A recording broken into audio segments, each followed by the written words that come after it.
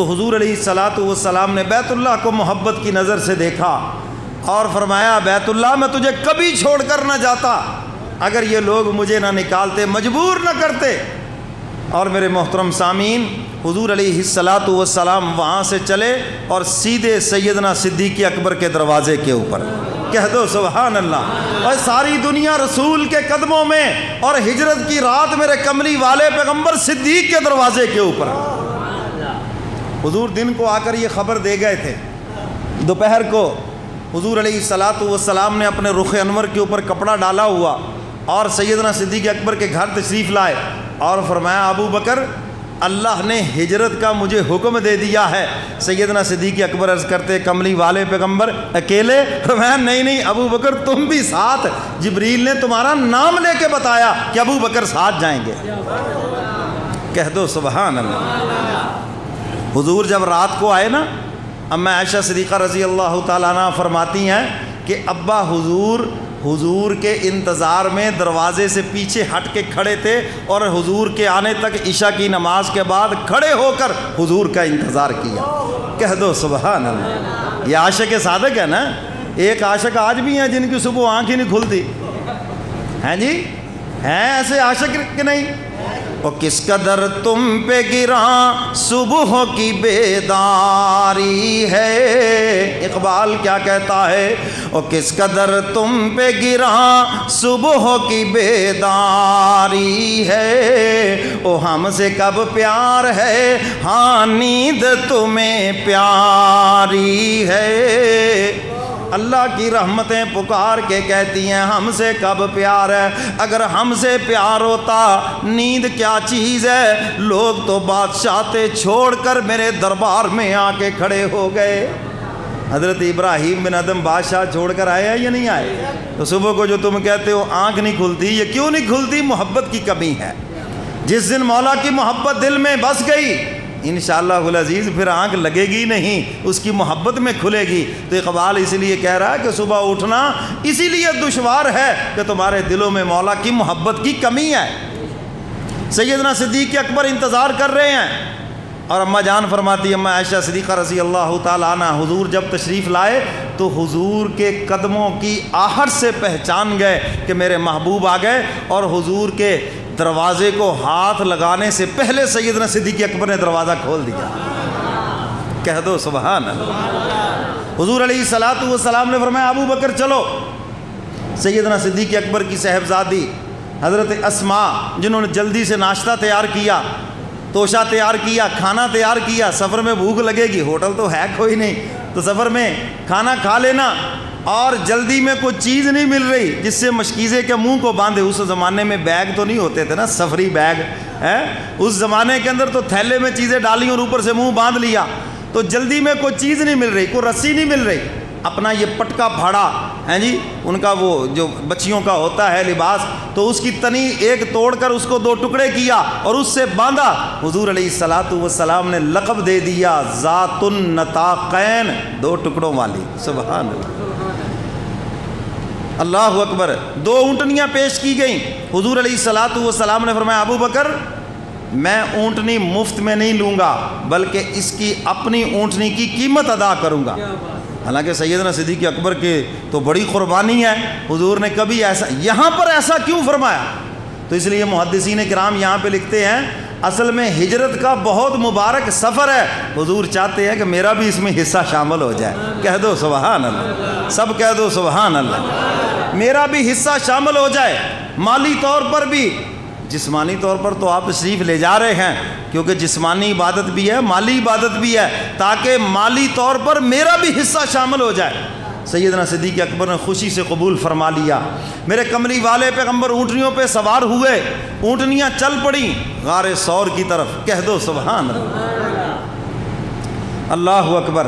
غار ثور کے جب قریب پہنچتے ہیں، جو حضرات مکہ گئے ہیں ان کو یہ بات ذرا خوبصورتی سے سمجھ میں آئے گی کہ غار ثور کی چڑھائی کتنی اونچی ہے۔ اب اونٹنی تو چڑھ نہیں سکتی، وہاں پر اونٹنیاں سپرد کر دی گئیں اور سیدنا صدیق اکبر اور میرے کملی والے پیغمبر پیدل چلنے لگے۔ حضور چل رہے ہیں، میری طرف دیکھیں، سیدنا صدیق اکبر کبھی دائیں کبھی بائیں، کبھی آگے کبھی پیچھے۔ حضور نے فرمایا ابو بکر یہ کیا کر رہے ہیں؟ کبھی آگے کبھی پیچھے، کبھی دائیں اور بائیں۔ عرض کیا اللہ کے محبوب جب میں دائیں چلتا ہوں دل میں خیال آتا ہے کہیں دشمن بائیں طرف سے حملہ نہ کر دے، بھاگ کے ادھر آ جاتا ہوں۔ جب بائیں طرف آتا ہوں دل میں خیال آتا ہے دشمن آگے سے پیچھے سے حملہ نہ کر دے، تو بھاگ کر کبھی آگے کبھی پیچھے۔ حضور نے مسکراتے ہوئے فرمایا ابو بکر تو یہ چاہتا ہے کہ تو شہید ہو جائے اور میں بچ جاؤں؟ عرض کرتے ہیں کملی والے پیغمبر ہاں یہی چاہتا ہوں۔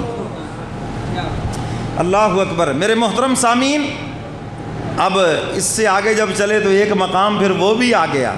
سیدنا صدیق اکبر عرض کرتے ہیں کملی والے پیغمبر میں زمین پہ بیٹھتا ہوں، آپ میرے کندھوں پہ سوار ہو جائیں، سبحان اللہ، اور میں آپ کو اٹھا کے غار ثور کی بلندیوں کے اوپر چڑھنا چاہتا ہوں۔ حضور علیہ الصلوۃ والسلام بیٹھ گئے۔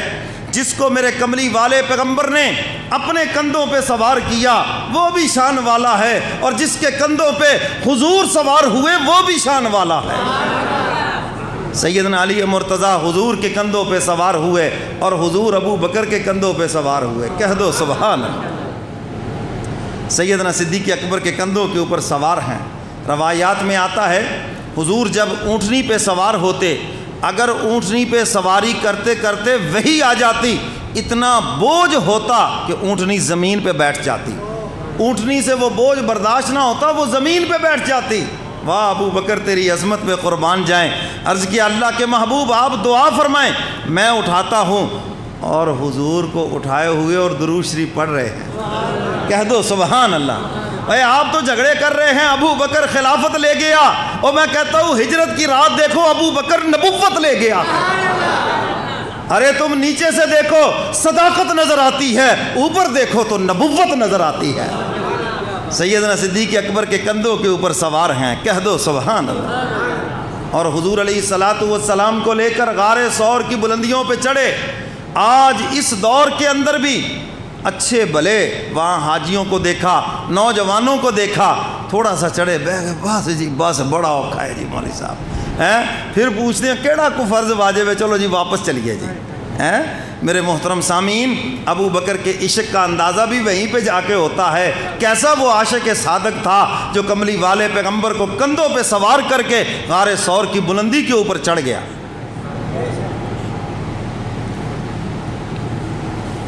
غار کے قریب پہنچتے ہیں، عرض کیا اللہ کے محبوب آپ باہر تشریف رکھیں، میں جا کے اندر غار کو صاف کرتا ہوں اور اس کے سوراخوں کو بند کرتا ہوں، پھر آپ تشریف لانا۔ حضور علیہ الصلوۃ والسلام باہر تشریف فرما ہے، اور سیدنا صدیق اکبر نے غار کو صاف کیا، اللہ اکبر، اور پھر حضور سے درخواست کی کہ آپ اندر تشریف لے آئیں۔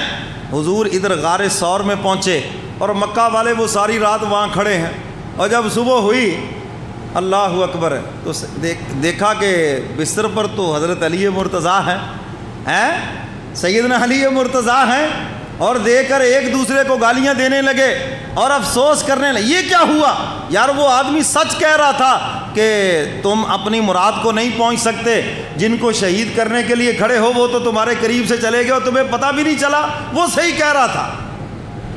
سیدنا علی مرتضیٰ سے پوچھتے ہیں علی اچھا یار یہ بتاؤ کہ حضور کدھر ہیں؟ کس سے پوچھتے ہیں؟ تو وہ فرماتے اندر تو میں تھا، تم باہر تھے، تمہیں پتہ ہونا چاہیے۔ پتہ کس کو ہونا چاہیے؟ تمہیں ہونا چاہیے، باہر تم کھڑے ہو، میں تو اندر ہوں۔ اللہ اکبر۔ ایک دوسرے سے کہنے لگے حضور علیہ الصلوۃ والسلام اگر یہاں سے جا سکتے ہیں تو ابو بکر کے گھر جا سکتے ہیں، چلو وہاں پر جا کے پتہ کرتے ہیں۔ ابو جہل پوری ٹیم کو لے کر سیدنا صدیق اکبر کے دروازے پر، اور دروازے پہ دستک دی، اندر سے حضرت اسماء آئی اور سوال کیا اسماء حضور اور آپ کے ابو کہاں ہیں؟ حضرت اسماء فرماتی ہیں میں سوچ میں پڑ گئی، اگر میں سچ بولتی ہوں تو حضور کی اور ابو کی جان جاتی ہے، اور اگر میں جھوٹ بولتی ہوں تو ابو کی صداقت کے اوپر حرف آتا ہے۔ صدیق اکبر ہے نا سب سے زیادہ سچ بولنے والے، تو فرمایا ابو بکر میرے والد کی صداقت سچائی کے اوپر حرف آتا ہے۔ فرمانے لگی ابو جہل مجھے پتہ ہے مگر میں نے حضور کا پتہ بتانا نہیں ہے۔ اس نے غصے میں آ کر منہ پہ تماچا مارا۔ روایات میں آتا ہے حضرت اسماء کا کان زخمی ہو گیا اور بالی کان سے زمین کے اوپر گر جاتی ہے۔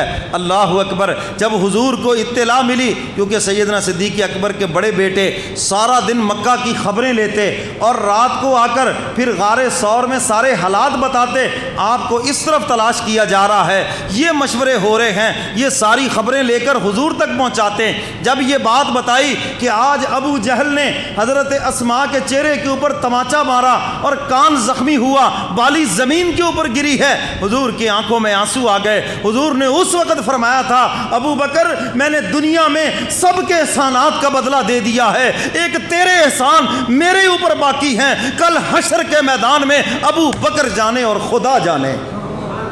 فرمایا ابو بکر تیرے احسانات کا بدلہ اللہ ہی تجھے عطا کریں گے، دنیا میں تیرے احسانات کا بدلہ نہیں دے سکتا، صرف تو ہی میرے اوپر قربان نہیں، تیرا تو سارا گھرانہ ہی میرے اوپر قربان ہے۔ سیدنا صدیق اکبر کے آزاد کردہ غلام حضرت عامر بن فہیرہ سارا دن بکریاں چراتے اور شام کو تازہ دودھ حضور علیہ الصلوۃ والسلام کی خدمت میں پیش کرتے۔